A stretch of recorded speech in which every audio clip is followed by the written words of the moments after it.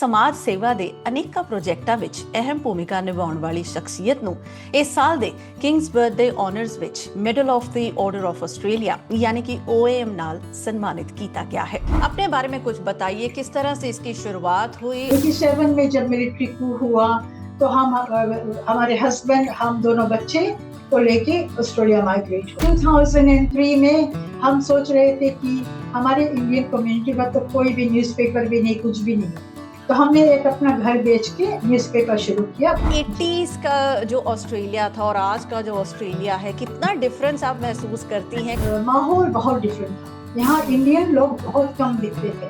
GoPO है क्या, इसके बारे में हमें बताइए। GoPO is Global Organization of People of Indian Origin। कैसे बैलेंस बिठाती हैं आप अपनी पर्सनल लाइफ में, प्रोफेशनल लाइफ में और कम्युनिटी की सेवा में? फिर 24 घंटा मिलता है, 24 घंटा में हम बहुत कुछ कर सकते हैं। कोई ऐसा इंसिडेंट जो आपके दिल को सबसे ज्यादा छुआ हो? हम यहाँ पे अबाउट 12-13 बच्चों का शादी भी करा चुके हैं। अच्छा। Mummy papa Gujarati mummy papa बने, पंजाबी मम्मी पापा बने, बंगाली मम्मी पापा बने।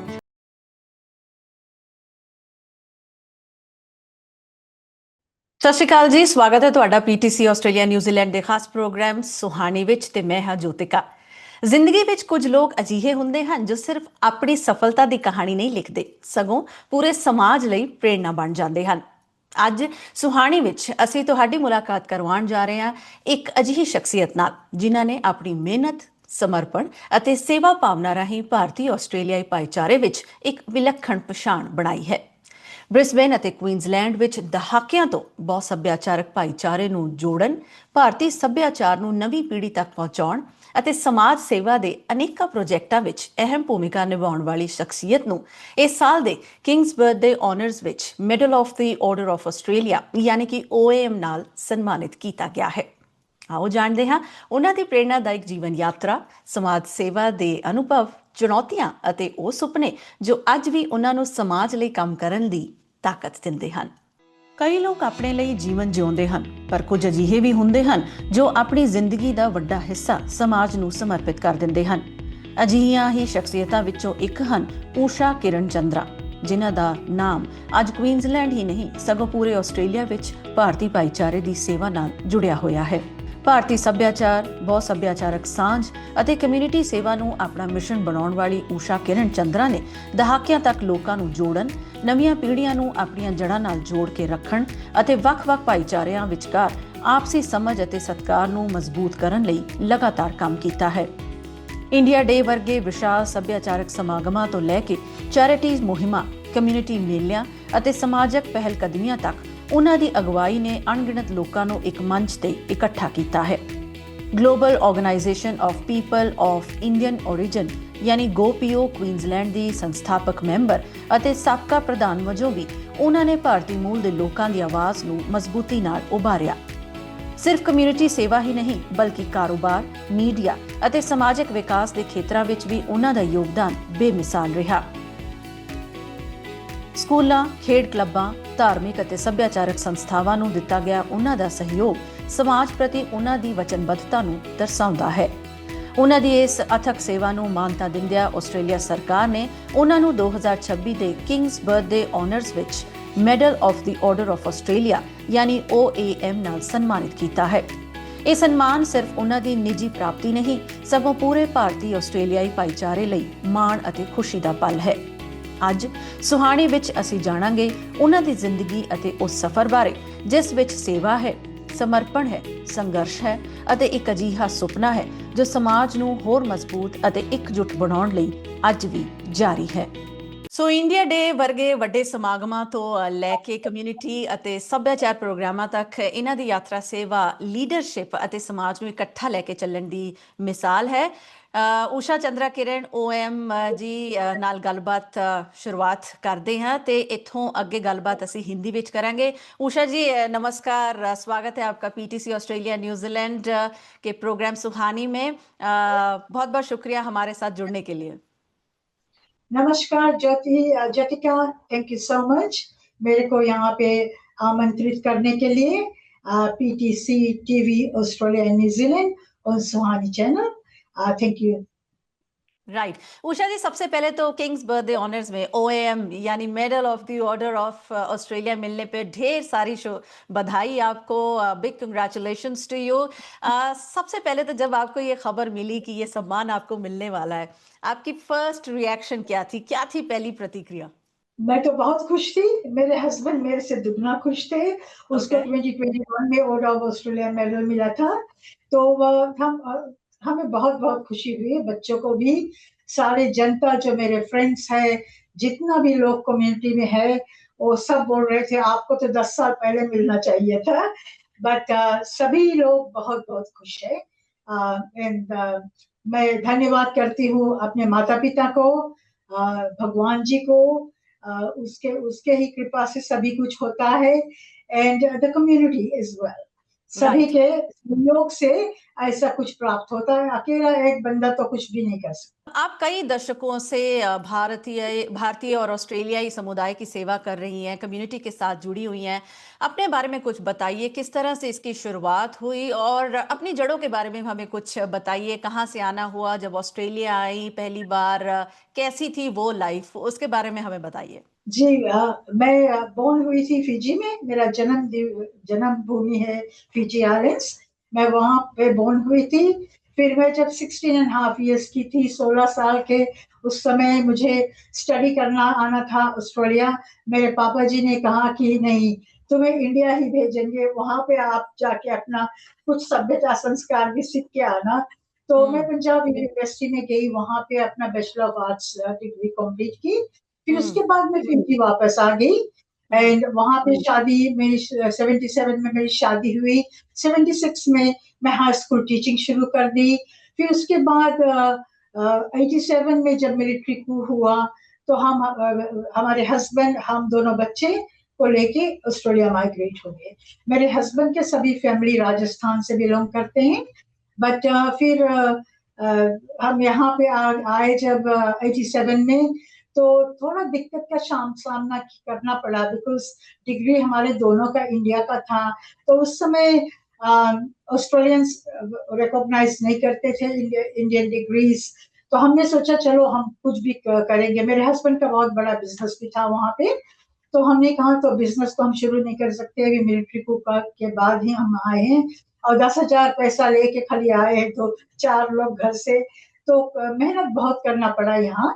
तो हम हम्म। सिडनी में थे 87 में। 88 में हम आगे घूमने के लिए, एक हमारे फ्रेंड था, वो भी हमारे साथ यूनिवर्सिटी चंडीगढ़ में था।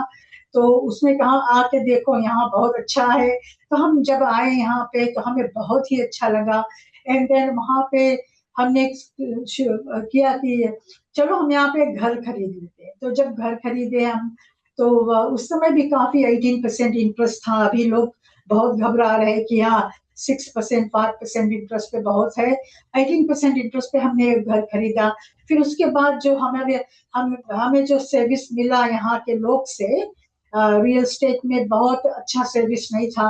हमने कहा, मैं अपने हस्बैंड से कही कि मैं तो इससे इनसे तो 10 गुना ज्यादा काम कर सकती हूँ और अच्छा सर्विस प्रोवाइड कर सकती हूँ सभी के लिए। तो मैं 89 में रियल एस्टेट शुरू की। तो 93 में मैंने अपना फर्स्ट ऑफिस ओपन किया। मेरे हस्बैंड का कंस्ट्रक्शन कंपनी था उस समय। एंड 93 में फर्स्ट ऑफिस किया। 95 में सेकंड ऑफिस मैंने खरीदा। एंड देन फिर मैं अपने हस्बैंड को बोली कि अपना कंस्ट्रक्शन कंपनी आप अपने बिजनेस पार्टनर को बेच के मेरे साथ ही आ जाइए। तो फिर 96 में हम एक और ऑफिस खरीदे। वो चलता फिरता ऑफिस था, उसको खरीदे।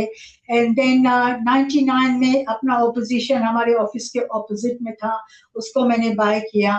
फिर हम्म। 2000 में एक और आया अपॉर्चुनिटी, रिसीवरशिप में एक था। पीआरडी नेशन वाइड का ऑफिस रेडक्लिफ यहाँ से थोड़ा दूर है, अबाउट 25 मिनट्स दूर है हमारे ऑफिस से। उसको भी हमने खरीदा, हम मेरे हस्बैंड और हम। तो बस हम यही काम में जुटे थे।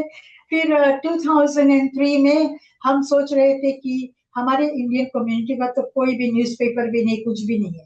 तो हमने एक अपना घर बेच के न्यूज़पेपर शुरू किया, मैं ब्रिस्बेन उस पे इंडियन जरूर टाइम्स। आऊंगी क्योंकि आपने इस क्षेत्र में भी बहुत सारा काम किया है। लेकिन अगर मैं 80s में जाऊं, जब यहाँ आना हुआ, 80s का जो ऑस्ट्रेलिया था और आज का जो ऑस्ट्रेलिया है, कितना डिफरेंस आप महसूस करती हैं? क्या चैलेंजेस तब आपके सामने आए? क्योंकि जब हम प्रदेश में जाते हैं तो एक ही दम सारी अपॉर्चुनिटीज तो नहीं मिलती हैं, बहुत मेहनत भी करनी पड़ती है। तो कैसे आपके चैलेंजेस थे, कैसे आप उनको हमारे साथ शेयर करेंगी? चैलेंजेस तो बहुत था, बस बट मेरे को बहुत अच्छे अच्छे लोग मिले यहाँ, ऑस्ट्रेलियन हम्म। पीपल जो थे। जो घर हमने लिया था 88 में, उसके जो साथ में दोनों नेबर्स थे और अक्रॉस द रोड का नेबर्स थे, सब गोरे थे। हम्म। सब आके हमें देखे, सब आके हमें मदद करना शुरू कर दिए। कोई ठीक अपना है। ट्रेला लेके आया, कोई अपना कुछ भी लेके आया, सभी ने खाना भी हमें पका के खिलाना शुरू कर दिया। तो हमारे नेबर्स आज भी मेरे फ्रेंड्स हैं। ओके। उनके बच्चों बच्चों बच्चों ने घर भी खरीदा है। तो 80s का माहौल बहुत डिफरेंट था। यहाँ हम्म। इंडियन लोग बहुत कम दिखते थे। अगर कहीं शॉपिंग सेंटर जाए तो एक इंडियन दिख जाए, तो मेरे बच्चे में मॉम देयर इज इंडियन। तो बहुत बहुत मैं बोलती थी कि चलो हाँ, कुछ तो अपने लोग दिख रहे हैं ना। हम्म। बहुत कम लोग थे। हम लोग जब कभी पूजा पाठ करते थे तो 40-45 पीपल इंडियन कम्युनिटी के मिलते थे। हम्म। शादी वगैरह होता था तो गोरे लोग भी मिला के तो 100 पीपल होते थे।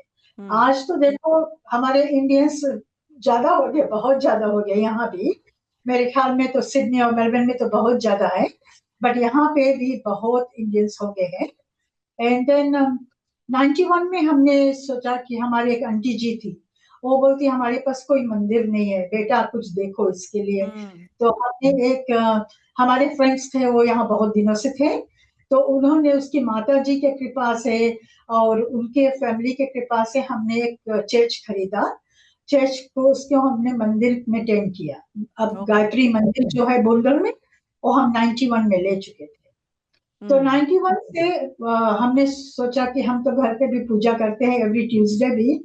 तो हमने सोचा ये मंदिर अब हो गया हमारा। अब 4 लोग हम लोग बैठेंगे, दोनों बच्चों को लेके, हम और उमेश जी, हम लोग दोनों बैठ के रामायण शुरू किए।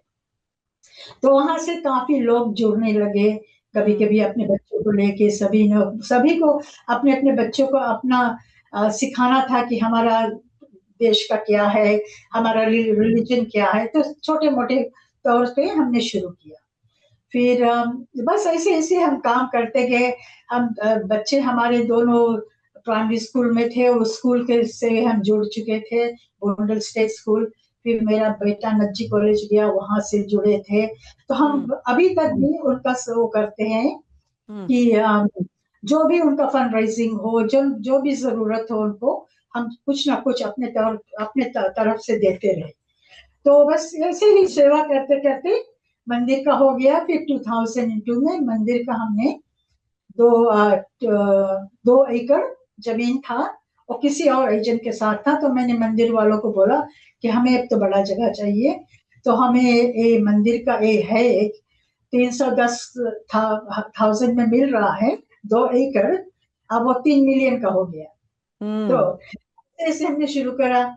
तो बहुत बहुत लोग के साथ जुड़ के किया, अपने आप खुद कोई भी नहीं कर सकता। जी बिल्कुल। तो समाज और जो कम्युनिटी है, उसका साथ जब मिल जाता है तो कहते हैं कि डेवलपमेंट बड़ी आसान हो जाती है और आगे बढ़ना बड़ा आसान हो जाता है। आपकी कहानी सुन के इतना अच्छा लग रहा है कि आपको बीच में टोकने का मन नहीं करता, इतनी इंटरेस्टिंग बातें हैं। लेकिन मेरे पास भी इतने सारे सवाल है कि पूछूं और आपसे जानूं और क्या कुछ, क्योंकि आपने समाज और कम्युनिटी के लिए इतना कुछ किया है। गो पीओ पीओ क्वींसलैंड की आप संस्थापक हैं, और पूर्व अध्यक्ष के रूप में आपकी भूमिका कितनी चुनौतीपूर्ण थी या कितनी संतोषजनक रही? और गोपीओ है क्या, इसके बारे में हमें बताइए। अच्छा जी, GOPIO is global organisation of people of Indian origin, hmm. and that represents over 32 million Indians living outside India. आप भी ओके। शामिल हो उसमें, मैं भी शामिल हूँ। हम्म। over 32 million, and हमारे पास over 80 chapters throughout the world है। हम्म। अभी हाल ही में नहीं, बट अबाउट 6 महीने पहले हम गए थे श्रीलंका। वहां पे गोपियों का 25th एनिवर्सरी किया था। ओके। तो बहुत ही अच्छी तरीका से किया था उन्होंने। तो बहुत मंदिर भी ढूंढ मिला हमें जाने को। चर्चेस, गुरुद्वारा, सभी कुछ हम देख के आ चुके हैं वहां से। तो हमारे chapters through out the world है, और हम भी, मेरे हस्बैंड तो लगभग सभी चैप्टर्स में घूम चुके हैं, हम्म। बिकॉज इंटरनेशनल वाइस प्रेसिडेंट है वो, तो उसको तो सभी देश में जाना होता है। तो गोपियों के थ्रू हमने शुरू किया था with Indian hmm. Government, ministry of overseas Indian affairs. Okay. तो उस समय हमें गवर्नमेंट ऑफ इंडिया ने हम्म। दिया था एक मिनिस्ट्री। तो उस मिनिस्ट्री के थ्रू भी हम बहुत काम कर चुके हैं throughout the world for Indians. Hmm. तो खुशी भी होती है, बट चैलेंजेस बहुत ज्यादा होती है। कुछ भी संस्था यहाँ शुरू करने में सभी हम्म। का सहयोग बहुत मुश्किल से भी मिलता है। कभी कभी लोग होते हैं हमारे अपने लोग, जो एक जहाँ पे 4 लोग होते हैं वहां पे 5 चैप्टर्स हो जाते हैं, तो अपना अपना भी खोलने लगते हैं, फिर सेग्रीगेटेड होने लगते हैं। जब हम्म। हम मिलकर काम करते हैं तो बहुत भारी अचीवमेंट्स हमें होती है। जी। तो गोभी शुरू हमने किया।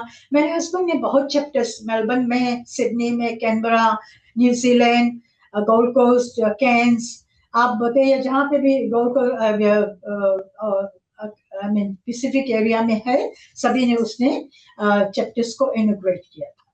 तो उस सब चैप्टर्स के साथ भी हम काम करते हैं, जो भी हमें हो सकता है, बट बहुत अच्छी तरह से सभी इंडियन चैप्टर्स गोपियों का बहुत अच्छी तरह से काम कर रहे हैं। एंड हम शुरू किए इंडिया इंडिपेंडेंस डे 2008 में हमने शुरू किया था।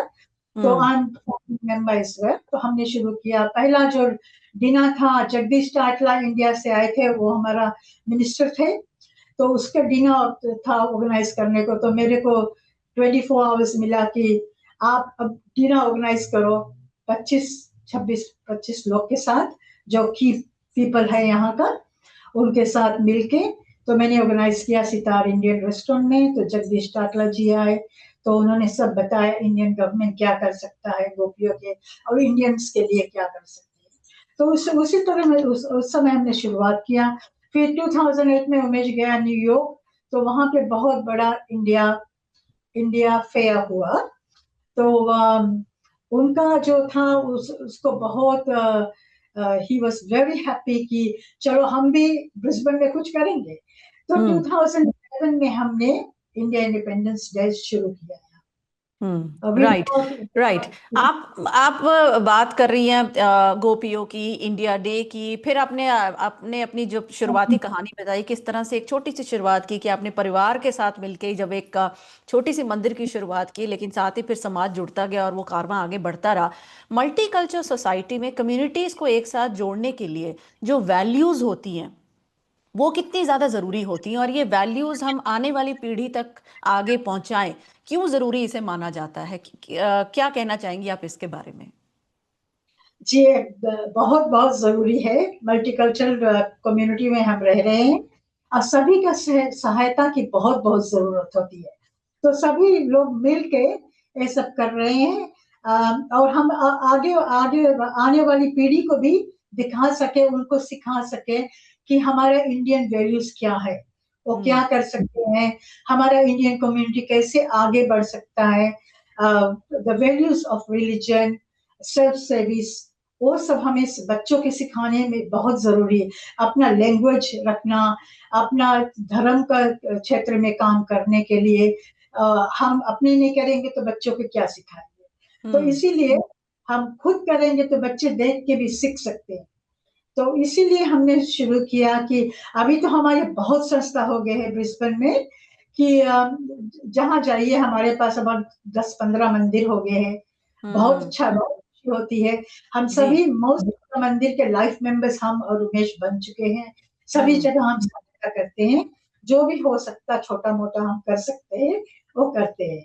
तो आपका जो सवाल है बहुत बहुत इम्पोर्टेंट है। अभी सभी लोग अगर सुन के अपने बच्चों को धर्म की ओर ले चले, अपना लैंग्वेज सिखाए, उनको सभी सभ्यता संस्कार सिखाए कि क्या हमें करना चाहिए और कैसे हम अपने पीढ़ी को आगे बढ़ा सकते हैं। राइट। उषा जी, आप इतना काम करती हैं समाज में, दिन रात मुझे लगता है दौड़ती भागती हैं, बहुत सारे आपको सम्मान मिल चुके हैं। एज अ फीमेल, एक महिला होने के नाते कैसे बैलेंस बिठाती हैं आप अपनी पर्सनल लाइफ में, प्रोफेशनल लाइफ में और कम्युनिटी की सेवा में? क्योंकि जितनी भी हमारी बहनें यहाँ पर इस शो को देख रही हैं, कैसे वो इंस्पायर हो सकती हैं? अगर वो कुछ करना चाहती हैं तो कहीं ना कहीं फंस कर रह जाती हैं कि पर्सनल लाइफ की इतनी डिमांड्स हैं, नहीं बैलेंस हो पाएगा, और वो पीछे हट जाती हैं। क्या उनको भी कहना चाहेंगी, और आप कैसे बैलेंस करती हैं? जी, देखो सभी के पास 24 आवर्स इन अ डे होता है, तो आप कैसे अपना मैनेज करते हो? हम्म। अगर आप सुबह उठ के जल्दी उठते, हम लोग 4 बजे से सुबह उठ जाते, हम्म। उठ के अपना जो नहा धो के पूजा वगैरह करके एंड देन अपना ब्रेकफास्ट नाश्ता करके अपना डे प्लानिंग कर लेते हैं कि आज हमें क्या क्या करना है, कहाँ जाना, शाम को रात को कितना बजे वापस आएंगे, ये सब फंक्शंस में। तो जब बच्चे छोटे थे तो मेरे हस्बैंड सभी कुछ बहुत ज्यादा करते थे, मैं हम्म। भी कुछ कुछ करती थी, बट बच्चों का भी संभालना एक जिम्मेदारी होती है, माता के लिए बहुत बहुत इम्पोर्टेंट थिंग है वो, कि बच्चों का सही मार्ग दिखाए।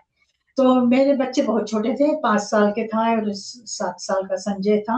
तो शिखा एंड संजय के साथ मैं सभी जगह, जहां जहां हम भी जाते थे सभी जगह उनको ले जाते थे, तो हम्म। उनको भी कम्युनिटी जो काम हम वॉलंटरी करते थे उनको भी सिखाते थे। आज तो ऐसा है कि मेरी ग्रैंड डॉटर भी कर रही है। ओह तो वाह।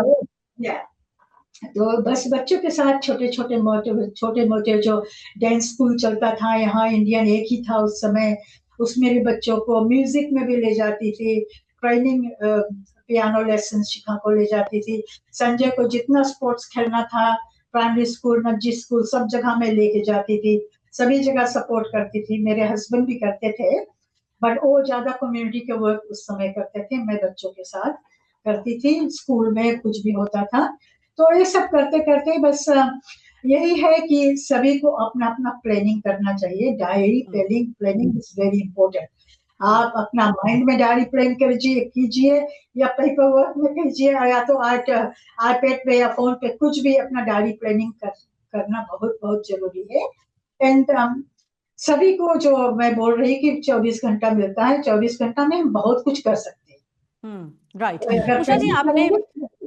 राइट उषा जी, आपने ट्रेड, मीडिया, पब्लिशिंग, इन सब एरियाज में भी काम किया। इसके बारे में हमें कुछ बताइए कि किस तरह से डिफरेंस आया है अगर हम पीछे जाते हैं वक्त में, कैसे मीडिया, पब्लिकेशन और इस क्षेत्र में जो चेंजेस आए हैं उनको भी आप कैसे देखती हैं, और आज जब हम एआई की दुनिया में जी रहे हैं तो आप उससे कैसे कोप अप भी करती हैं? अच्छा जी, देखो जब हम शुरुआत किए थे मीडिया, उस हम्म। समय बहुत चैलेंजेस था। हम्म। एक ही इंडियन न्यूज़पेपर एक पहले था, तो वो बंद हो गया, because it's very hard difficult field उस हम्म। समय। हम्म। तो सभी एआई से आप अपना एडिटोरियल लिखवा लो, कुछ भी कर लो। उस समय तो हाँ, पेपर पे बैठ के लिखना पड़ता था ना, जी। And contact all your clients, जैसे जो जो आपका एडवर्टाइजर्स थे, जो कम्युनिटी न्यूज करना चाहते थे, तो मैं हमारे पास बहुत लोग जुड़ चुके थे, जो हम्म। हमारे पास सब वॉलंटियर काम करने के लिए, हम्म। न्यूज़पेपर के लिए तैयार थे कि अच्छा। हम कंट्रीब्यूट करेंगे। और रेडियो जब हम शुरू किए थे हम्म। 2014 में, हमारे पास सब अनाउंसर्स इंडिया के थे, यहाँ पे रहते हैं, कुछ कुछ इंडिया से भी कर रहे थे, अपना अपना प्रोग्राम सब करके भेज देते। तो दिलराज आज भी हमारा काम कर रही है, वो शुरू से रेडियो के साथ थी, तो वो सबका वो प्रोग्राम मेक श्योर क्यू में है, सभी का प्रोग्राम ठीक समय पे चल रहा है, लाइन इज क्लियर, सभी कुछ clear. It was very challenging, बहुत चैलेंजिंग था, जो कुछ प्रभु जी के आशीर्वाद से हो गया। कम्युनिटी की जो सेवा है, इसको करते करते कोई ऐसा इंसिडेंट या कोई ऐसा एहसास, कोई ऐसा अनुभव जो आपके दिल को सबसे ज्यादा छुआ हो, जो जिस काम को करके आपको लगा हो मन की शांति मिली? Of course I am sure, क्योंकि कम्युनिटी सेवा में तो हर काम में मन की शांति मिलती है, लेकिन कोई ऐसी चीज होती है जो हमेशा आपके दिल के करीब होती है। कुछ ऐसा आप हमारे साथ शेयर करेंगी? जी हाँ, बहुत बहुत लोगों के साथ, हमारे साथ ऐसे हुआ है। हम्म। फर्स्ट ऑफ ऑल जो मैं अपने बिजनेस के बारे में बताऊंगी, जब मैं फर्स्ट पहला जो घर खरीदते हैं, first first home in hmm. Australia, उनको ओके। जब मैं चाबी देती हूँ, छोटा सा गिफ्ट देती हूँ, उनका जो फेस पे स्माइल होता है कि या उषा जी, you have fulfil my dream, my dream is come true, I have got my own property. दूसरा है, हम यहाँ पे अबाउट 12-13 बच्चों का शादी भी करा चुके हैं। अच्छा। Mummy papa Gujarati mummy papa बने, पंजाबी मम्मी पापा बने, बंगाली मम्मी पापा बने, फिजी का मम्मी पापा बने, सभी जगह के मम्मी पापा बन के 13 बच्चों का शादी हमने कर किया। उनका वाह। यहाँ पे कोई भी नहीं था, स्टूडेंट्स आए थे अच्छा। सभी। तो उनका शादी हमने कराया, हम बारात लेके गए, बैंड बाजा बारात के साथ गए। और वाह। कुछ कुछ लड़की की माँ बनी, रमेश उनकी मम्मी पापा बने। और जाके हम इंडिया में भी रिसेप्शन किए, अहमदाबाद में किए, सभी जगह जहाँ पे बच्चे जहाँ जहाँ से आए थे, उनके मम्मी पापा भी आज भी हमारे फ्रेंड्स हैं। अच्छा। अभी आज भी हमें कभी आते हो पाँव छूते तो बोलते ये मम्मी पापा आपके पहले, इनके पाँव छुओ पहले। तो बहुत खुशी मिलती है उस समय। और जितना भी जैसे बहुत दुखी लोग भी यहाँ हैं, किसी को हम लोग जाके फूड सप्लाई करते, खाना बांटते हैं, या तो किसी को पैसा सेव कर देते। अगर पीछे मेरे ऑफिस के पीछे एक बंदा बैठा था, गोरा बंदा था, ये बोल रहा कि मैडम मैं 2 दिन से खाना नहीं खाया, अंग्रेजी में बोल रहा है। मैंने कहा कि मेरे पास कैश तो बहुत नहीं है, मेरे पास $10 था मेरे गाड़ी में, मैंने वर्ड से निकाल के दे दिया उसको। बोलता मैं रिटर्न करूंगा। मैंने कहा तुम रिटर्न नहीं करना, आप जाके खाना खा लो। तो ऐसे सब छोटे मोटे चीज में से भी आपको खुशी मिलती है। राइट। आपने जो शादियों, आपने डिफरेंट डिफरेंट रिलीजन्स की जो शादियों की बात की है, इसके बारे में कुछ बताइए कि जब इस तरह के रिचुअल्स होते हैं, क्योंकि हर रिलीजन में है ना डिफरेंट रिचुअल्स हैं, डिफरेंट प्रैक्टिसेस हैं, और उनको हमें रिस्पेक्ट भी करना है। कैसे वो मेंटेन करती हैं, किस तरह से फिर आप कम्युनिटी लीडर्स को साथ में लेकर चलती हैं, या फिर कैसे अरेंजमेंट होता है इन सब चीजों का? देखो मेरे हस्बैंड ने एक शुरू किया था, ब्रिस्बेन बाबर्स बैंड। अच्छा। तो हमारे पास एक बैंड भी था, तो उसमें हम बहुत ज्यादा वो करते थे फंक्शंस। तो जितने बच्चे आते थे स्टूडेंट्स, हम उनको जॉब भी देते थे, ओके। न्यूज़पेपर में, रियल एस्टेट में, रेडियो में, और बैंड में भी कुछ कुछ गाना गाते थे, म्यूजिक सब। तो वो सब हमारे बच्चे होते। तो उसको सब कुछ, अब जैसा जैसा गुजराती वेडिंग है तो गुजराती साड़ी पहन के जाना पड़ता है मंदिर में सबका। मोस्ट ऑफ द टाइम का शादी हमने मंदिर में किया, एक का चर्च में किया। तो हम जैसे जैसे उनका तौर तरीका है, हम बोलते देखो हम तौर तरीका थोड़े थोड़े जानते हैं, बट पंडित जी सब एडवाइस करते थे। ओके। तो काफी खुशी मिलती थी। और जितना जनता, हमारे फ्रेंड्स सब मिल के चलते थे। राइट। एक हम खुद अकेले नहीं करते थे, सभी मिलके चलते थे। और सभी को बहुत खुशी होती थी कि देखो किसी का हम लाइफ बना रहे हैं, वो बन चुका है। तो बहुत बहुत खुशी मिलती है। वो राइट। सब जितना खुशी वो सब में मिलती है, वो आपको पैसे में नहीं मिलेगी। बिल्कुल। उषा जी, बातें बहुत सारी, ढेर सारी हैं, और हम करने बैठे तो मुझे लगता है एक दिन भी शायद कम पड़ जाएगा, क्योंकि आपका एक्सपीरियंस इतना है, आपका काम आपने इतना किया है कम्युनिटी के लिए। चलते चलते क्या आप मैसेज देना चाहेंगी हमारे आने वाली जनरेशन को भी, उन सभी देखने वालों को भी, और ख़ास तौर से हमारी बहनों को भी, जो कुछ करना चाहती हैं लेकिन कहीं ना कुछ उन्हें रोक लेता है? क्या कहना चाहेंगी उन्हें? क्या शब्दों, किन शब्दों में आप उन्हें बताना चाहेंगी कि अगर आपके कुछ ड्रीम्स हैं तो उन्हें फुलफिल करने के लिए this is the right time? Exactly. So this is the right time, now is the right time. और प्रेजेंस में हमें रहना चाहिए। बीता हुआ तो कल चला गया। अब जो आने वाली पीढ़ी है उनके लिए बहुत बहुत इम्पोर्टेंट है कि हम अपना जो भी ड्रीम्स है, अपना ड्रीम्स को कायम करें। Make your dreams come true. Okay. So dreams will be dreams if you don't do anything. तो ड्रीम्स को आपको सही में लाना है। आपको अपना ड्रीम पूरा करना है, जो भी आपका है। छोटा मोटा से शुरू करते हैं तो वहां से सभी का ड्रीम होता है। कोई मानता है कि हमें 10 घर मिल जाए, या कोई मानता है कि हम भगवान जी के पास करीब जाए पूजा करने के लिए। तो हमारे पास सब साधन है यहाँ। हम जब आए थे यहाँ कोई भी साधन नहीं था। अभी तो प्रभु जी के कृपा से, जनता की कृपा से सभी कुछ हो गया। और हम जैसे सभी को एडवाइस करते हैं, हमारा विमेंस काउंसिल है गोपियों में, हम उसमें से भी एडवाइस करते हैं we are getting new leaders like younger generation को हम ट्रेन करके उनको लीडर्स बनाते हैं, और जो डोमेस्टिक वायलेंस हम उसमें भी काम करते हैं। मल्टीकल्चरल काउंसिल ऑफ क्वींसलैंड के we are the founding members. My husband is a trustee. तो उसके भी थ्रू हम लोग $47,610.20 raised for Philippines typhoon 2015 में। ओके। फिजी में हमने 53,000 रेज करके यहाँ से 7 घर बनाया। फिर यहाँ का जो फ्लड्स था 2011 में, उसमें भी हम $28,000 इकट्ठा किए थ्रू कम्युनिटी।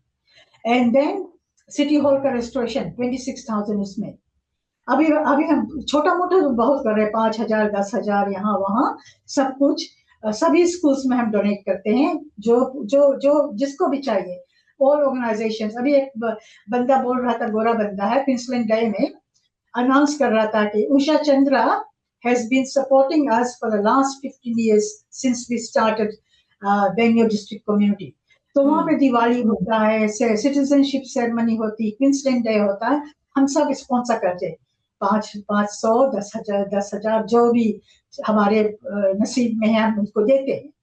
तो सभी का वो जो विमेंस जो लेडीज को आगे बढ़ना है, तो अपने अपने जिला में देखिए कि कहाँ पे कैसा कम्युनिटी वर्क हो रहा है।